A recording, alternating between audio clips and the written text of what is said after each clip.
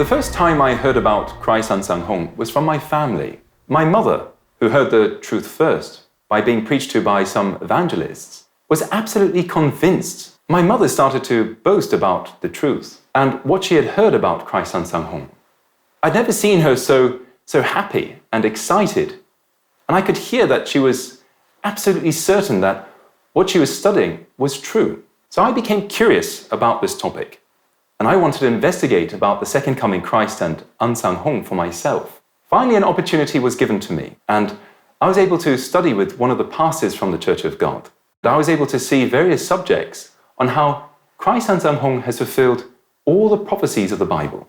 Through these Bible studies, I could also see that the Bible is fact. The Bible is absolutely true.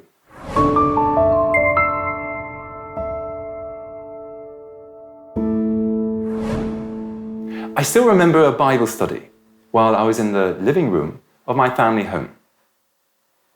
At that time, we studied about the parable of the fig tree and the prophecy of King David. The nation of Israel gained independence in 1948. However, when we see the words of Christ in the book of Matthew chapter 24, this was a clear sign for his coming again. When the nation of Israel gains independence, the second coming Christ must be knocking on the door. And it was in 1948 that Christ Ansanghong restored the truth and preached the Passover of the New Covenant. Also, there is no nation that has disappeared without a trace and come back after 1,900 years. It is considered a historical miracle that the nation of Israel came back on the map. However, this was a clear sign and a world call to let everyone know that the second coming Christ had come to this earth. When we see the prophecies also about King David, we can see that when he comes in the last days, the everlasting covenant must appear, whereby our souls can live. When we look into the Bible, we can understand that the everlasting covenant is the Passover of the new covenant established by Christ's blood. Though there are many people that have appeared in history, there is no one that has restored the Passover of the new covenant except for Christ Ansanghong. Therefore, the second coming Christ, who brought us the Passover and allows us to have eternal life, is definitely Christ Ansanghong. Christ Ansanghong is definitely the second coming Christ because he has fulfilled the prophecy of the order of Melgisedec and fulfilled the prophecy of King David and the parable of the fig tree.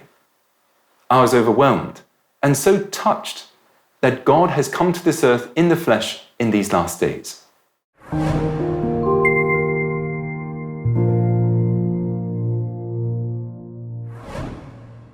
Coming to the Church of God was an absolutely wonderful experience.